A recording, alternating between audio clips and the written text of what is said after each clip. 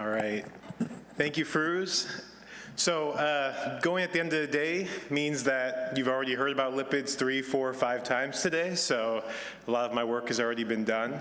But today, my focus isn't to teach you about lipids, it's to actually change your perspective of how we can apply lipids, right? And try to find new ways to use the in vivo benefits of lipids in oral solid dosage forms, right? So we will go through a brief overview of the benefits of lipid excipients, but the main focus for today is talking about lipid polymer synergies, ways that lipids can be incorporated into oral solid dosage forms. And we're at the early stage of trying to develop and advance this technology, but essentially expand the use of lipid excipients beyond their traditional dosage forms. Okay. So again, we'll just start with a brief intro to lipids. You've seen this already today, but lipids are naturally occurring compounds, consist of fatty acid chains in the polar head group. They're amphiphilic molecules, right, that can consist of mono, di, and triglycerides. And Gattefossé, for over 140 years, has specialized in designing lipid excipients, different combinations of head groups, fatty acid chains, to change the properties of the excipients, produce different compatibilities with different APIs, and ultimately just serve the pipeline of drug delivery. And the way we typically categorize our excipients is using a hydrophilic lipophilic balance scale. Right? These are amphiphilic molecules that range from, on the far left side, oily solubilizers like medium chain triglycerides, to oil-soluble surfactants, water-dispersible surfactants, and then on the far right side, aqueous solubilizers like our geleuceres. But it's not just physical properties that distinguish the lipids. As we've seen today, the fatty acid chain length plays a major role in the in vivo performance of these excipients. Some representative fatty acid chains on the slide here show these differences, right? If you start with medium chain fatty acids, caprylic and capric, C8, C10s, these are absorbed via the portal vein, and when they're ingested, they exhibit rapid absorption and even the ability to modulate tight junctions in the GI tract.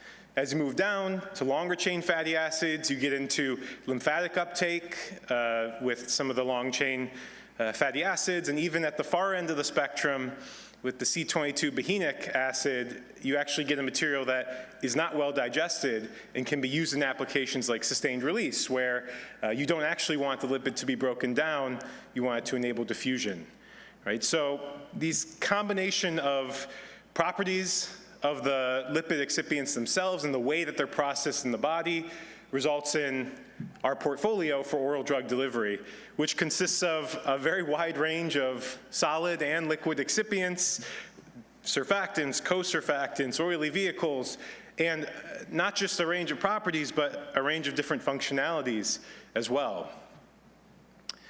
And so, why talk about lipids? What makes them unique in a space where, you've seen many presentations today about different approaches to address solubility and bioavailability, and most of those technologies focus on the solubility piece of that puzzle, right? Improving dissolution of an API by changing its structure or adding formulation components to keep it amorphous.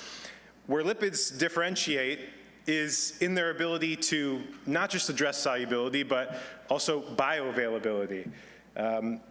Text is a little messed up here, but, essentially, lipids are distinguished from some of these other approaches because they overcome a lot of the in vivo challenges of drug delivery, and we've seen that through some of the presentations today around food effect mitigation, supersaturation, and accessing these alternative absorption pathways for oral drug delivery. And so, at a high level, yes, lipids are great solubilizers. They can be used for that purpose, but it goes beyond just getting the drug into your dosage form. In the body, lipids are digested. They're derived from dietary oils. They're treated like fats that you would consume with food, and therefore, as they are broken down in the body, they form these colloidal structures, mix micelles with biosalts, phospholipids, and enzymes to maintain the drug in a supersaturated state to prevent recrystallization, and ultimately to improve absorption, right? Because you can get a lot of drug into an ASD. I used to be in the polymer space. We could get the drug in. Sometimes you struggle to get the drug out, right? And keep it in that amorphous state in the GI tract. That's where lipids can play a really key role. And along the same lines, their nature allows them to help mitigate food effect by inducing fed state when they're ingested. So this has been shown with a range of different APIs, both commercially and in literature, and is something that really goes across our portfolio. And then the last benefit, before we kind of dive into the topic, is around absorption pathways, right? So I mentioned earlier that different fatty acid chain lengths have different functionalities. The medium chain fatty acids, the C8, C10s, are really good at enhancing intestinal permeability, not just transcellularly by keeping the drug supersaturated at the surface of the intestine, but also paracellular transport. These medium chain fatty acids can actually modulate tight junctions, enabling safe, reversible paracellular transport for small molecules, peptides, class 3, class 4 compounds. And some of our materials, Labrazole ALF, Capriol 90, and Labrafac MC60 have really been proven in this space. And if you're interested, I don't have time today, but we could take you through some of the data that shows that safe, reversible nature of this tight junction modulation. And then the last piece here you see is tied into the longer chain fatty acids, excipients like mazine, PCO on the Labrafil series.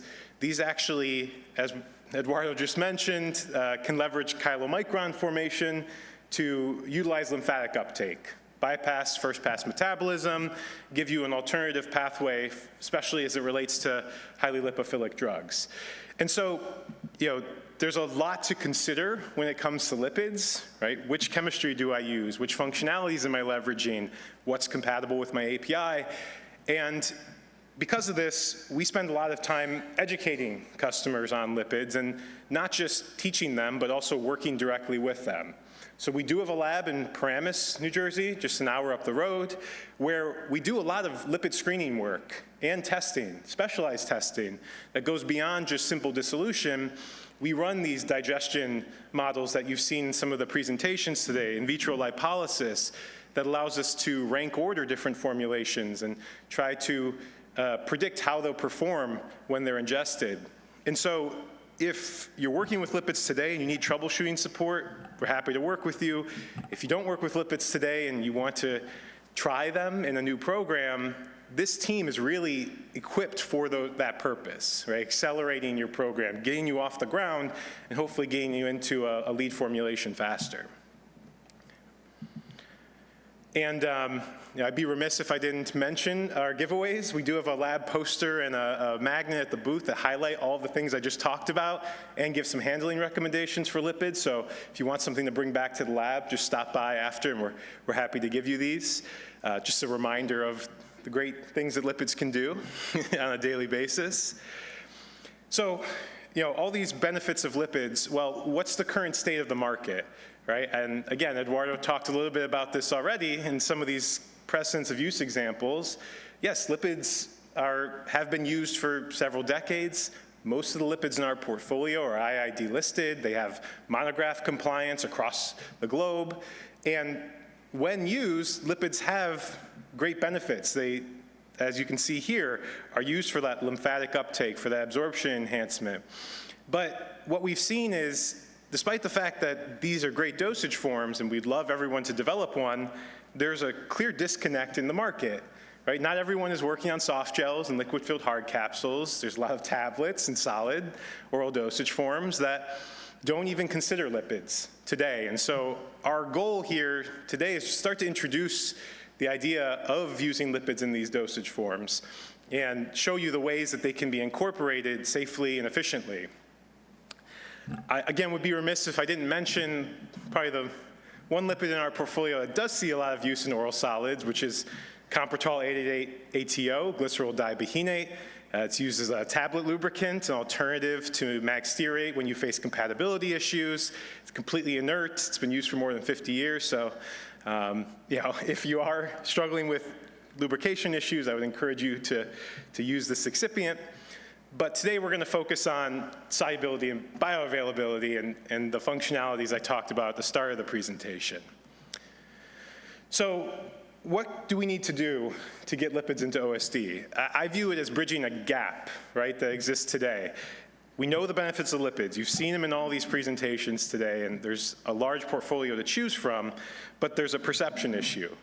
Right? People either don't know how to work with lipids or don't understand how they can be used in solid dosage forms. And then on the flip side, you have amorphous solid dispersions, which are well known. There's CDMOs that supply every service from development through commercial. They offer high drug loading, stability, and compatibility with tablet formulations. But some of the challenges associated with ASDs can be addressed by lipids if we can find ways to bring them together. And so that's our goal. Right? Develop oral solid dosage forms that have the in vivo benefits of lipids with a strong regulatory standing, right? IID-listed materials that don't create regulatory hurdles, and a clear path to scale up, probably the most important piece. And so if we succeed, then we are able to take the functionalities of lipids, incorporate them into the processing techniques that you're already using today, and ultimately benefit that end formulation. So I have two literature examples that highlight this concept, showcase it in a very interesting light. And they're both recent studies, which again is promising from our perspective. We're seeing more interest in using lipids in OSD from customers and from academia. This study came out in 2024 and looked at combining lipid-based formulations with ASDs using felodipine, BCS class 2 model compound. And in this study, all they did was take a blank lipid-based formulation, a placebo formulation, and combine it with the amorphous solid dispersion that consisted of HPMCAS and the API. And you can see here, pretty straightforward basic lipid-based formulation, a straightforward ASD, and what happened when they combined these technologies is while the lipid-based formulation could perform well on its own, when they took the ASD and added in the blank lipid-based formulation, researchers saw a significant increase in AUC and Cmax, about a 1.6-fold increase in drug exposure in their PK study. Right? And this type of result did not require using any novel compounds. It used simple IID-listed ingredients, just combine them in a new way to produce these in vivo benefits. And so, yes, lipid-based formulation looks great here, but if you're working on an ASD and you're looking for something compatible with tablets, combining the technologies is a really appealing concept. The second case study or proof of concept study, it kind of flips the concept a bit. It uses ritonavir, BCS class 4 compound, and co-administers a lipid-based formulation with a ball-milled ASD formulation using copovidone. And in this study, the researchers started with the self-emulsified drug delivery system and went to see how high they could get the drug loading. Starting at 90% of the equilibrium solubility, worked. 200% worked again. As they tried to go to 250, they saw stability issues, were unable to produce that formulation. That's when they introduced an ASD, a drug-loaded ASD, combined with the LBF, allowed them to get to a higher drug-loading level, 275% supersaturated formulation that was stable. And when they went and took this in vivo, once again, what you see is an improvement in the formulation. In this case, about a 3-fold increase in drug exposure with an earlier Tmax, higher Cmax.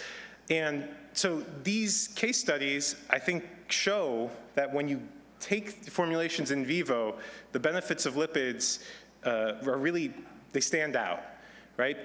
But we've only answered 3 of the 4 questions here. We've shown the in vivo benefits, we've shown that you can produce stable formulations, and everything that you've seen on here is IID listed. But what's the path to scale up? Are you going to develop 2 formulations every time and find a way to combine them into a liquid? I'd say it's not likely. And so the last few case studies in my presentation focus on more practical examples, right? Ways that you can incorporate lipids without making significant changes to your processing techniques and still access those in vivo benefits, right? So we'll have a spray drying example and then 2 hot melt extrusion studies. The first spray drying example focuses on the use of Labrazole, which is a material in our portfolio that's widely used in soft gel and liquid fill hard capsule space as a surfactant and solubilizer. Resveratrol is the model API, BCS class 2. And in the study, they looked at a spray drying DOE where they tested different polymers and different surfactants to move from a binary to a ternary system and see if they could improve drug exposure. And the results we're going to focus on utilize copovidone in combination with Labrazole. And you can see the process on the right side there.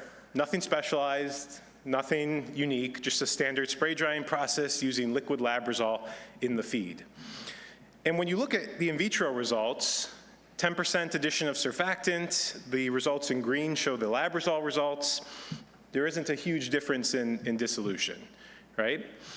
But when you move into the in vivo results, this is where the Labrazole formulation really stands out. Compared to the standard ASD, you again see 1.5 or 1.7-fold increase in AUC, Cmax.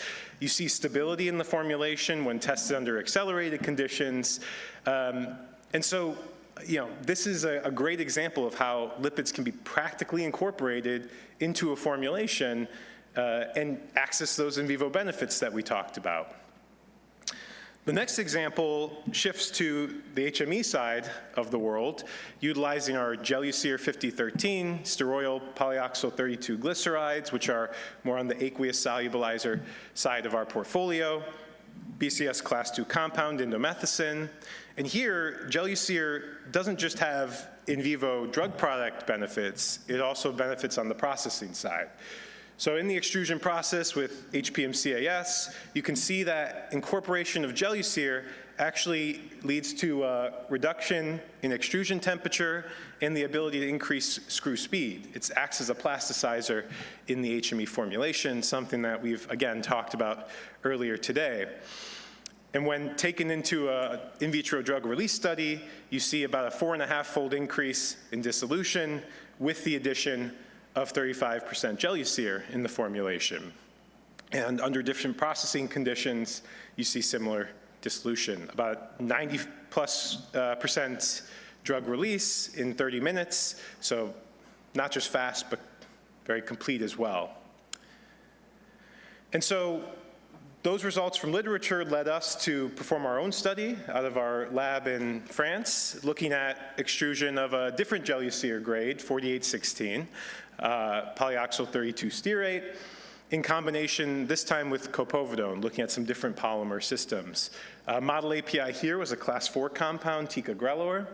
And again, similar to the previous case study, you see that in the extrusion process, Gelucir produces a 40 to 50 degree reduction in processing temperature. It acts as a great plasticizer in the extrusion process. When we move to the in vitro drug release, what we find is the ideal formulation consisted of about 14% API, 64% copovidone, and 21% Gelucir 4816. And that led to, again, faster and more complete drug release, about 90% release in 2 hours. And so, there are cases where you have to do formulation optimization, find the right level of lipid to incorporate. In this case, the higher amount of Gelucir didn't perform as well.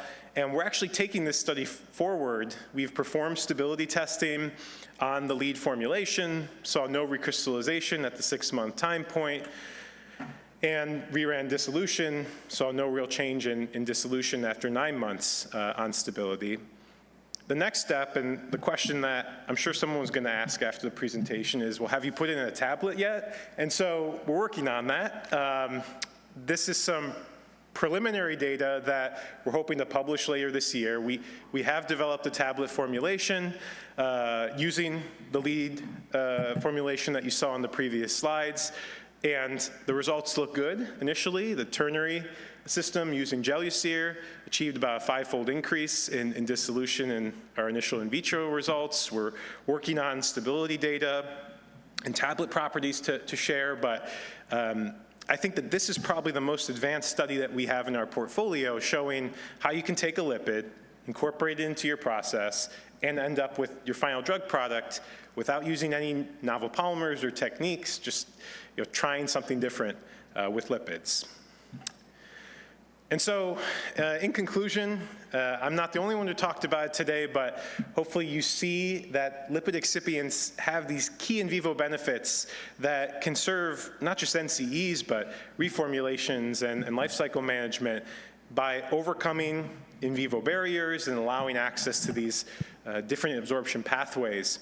And lipids are not just for liquids, right? We'd love for everyone to develop a soft gel tomorrow, but if you're working on an OSD program, I would really encourage you to consider using lipids in your applications. They're not just surfactants, they're absorption enhancers. They provide in vivo benefits, so you're getting multiple functionalities out of technologies that you may already be using. I'm sure many of you are looking into these ternary systems today. They're compatible. We believe that they're scalable, but we also acknowledge that we're at an early stage here. I like to say we're here and we're about to enter a very complicated and maybe not a straight line to get to the finish, but I think pushing the use of lipids in oral solids will help us grow and expand in new dosage forms, and also help you overcome challenges with these APIs that you have in your portfolio. And so, like I said, we're at an early stage, but if you're interested in these technologies, I'd encourage you to reach out to us. We can share more references than I have in this presentation that go across other processing techniques, other polymer systems, and we're happy to work directly with you at our lab in Paramus. We're adding an extruder later this year, so we're bringing in capabilities to start working more with OSD clients. And so if you're interested in the concept, let's talk today and try to get moving for tomorrow. And so if you're interested in the slides, you can scan the QR code. And again, if you're interested in lipid reference, you can stop by the booth for your poster and your magnet. So thank you.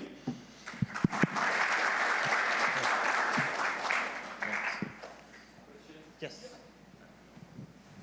Hi, Anjali Agarwal from Novo Nordisk. Very engaging presentation. Just a quick question. When we are going with the combination approach with the especially for amorphous spray diet dispersion with the Labrosol or Gelucir. Oh, sorry, keep that up. In all your assessment, what is the best technology to do the in vitro, in vivo correlation? Because now you have a very complex system. You are enhancing the solubility and the permeability. Sure. So do you think a simple in vitro dissolution method will really be enough? I'm worried about false negatives or kind of situation so that we don't take the good formulation forward because we are just being too simplistic in our in vitro assessment. Yeah, so I don't have a great answer for you today. I would say that in vitro in vivo correlation is something that we're currently working on from just the pure lipid-based formulation standpoint and trying to apply some of the simulation and modeling to make that a science that we can leverage. Right? When we talk about lipolysis, for example, that's not really a true IV-IVC. It's more just allowing us to compare lipid formulations that we've developed. So I would say today we don't have a clear path forward. We're starting from the lipid standpoint, and our hope is that if we can find something, a system that allows us to model lipids, then it can be incorporated alongside other technologies that may be further along with some of these modeling platforms that you see like GastroPlus and so on. That's what my hope is, that hopefully now the technology is advancing enough that we can use modeling to combine it, both the permeability enhancement with your lipolysis technology and then the in vitro evaluation for the release that is being done. But really there is a need for it. And then one more question, not related to the presentation, but just in general. So it's great, right? We have options. But any thoughts on suitability of these excipients, lipid-based excipients, for when we are developing pediatric dosage forms, so for children, the safety of these excipients, and any commentary on it? I know it's not the focus of this presentation. Yeah, so there are excipients in our portfolio that have been used in pediatric applications. We provide all of that information and can provide that for many of our excipients. Compertol, which I showed as a tablet lubricant, for example, that's been used really extensively in the pediatric space. Just depends on the excipient that you're looking at, if we have good references, but something we could easily provide. And I'd say hopefully that we can get these technologies into both adult and pediatric applications in the future. Thank you so much. Sure, thank you. Thanks, great talk. Ahmed Al-Khabbas from Merck. So I just have a general question or maybe a comment or something we can think more about in the context of ASDs. So as we upgrade or level up from the binary system of API and polymer, my main concern is always as you introduce like a tertiary component, quaternary component, then the system becomes more complex. Yeah. The interactions become more complex. Actually, there is a term we can use here is that you can start creating what we call like love triangles. And in this case, what happens usually is there is someone or something that is going to be left out. The main concern would be that is likely to be the API. So you mentioned the solubility or permeability enhancements for like adding spans or like the lipids in general. So I'm sold on that. But at the same time, in terms of like interactions between the drug, the polymer, and the lipid component, the term actually mixed micelle is usually not it's actually not like there is literature that shows it's not favorable, not from a solubilization aspect, but from a supersaturation aspect, because then say the polymer or the surfactant will form a mixed micelle and it doesn't solubilize the drug anymore, or it prevents the polymer from being available to the API. I guess like to form this in a question, you talked about selecting the right lipids, but I felt like I couldn't like tangibly see what is the selection will be based about if my system is HPMC or cellulose based versus VA64 versus idiograde. What should I look for, HLB or all of these? Yeah, I mean, to be totally honest with you, where we would start would be from just a pure lipid compatibility standpoint, and then look at compatibility with polymers. I mean, the studies that I showed here, that is really where we're at today. Just seeing proof of concept, does this even have benefits that we can look into more?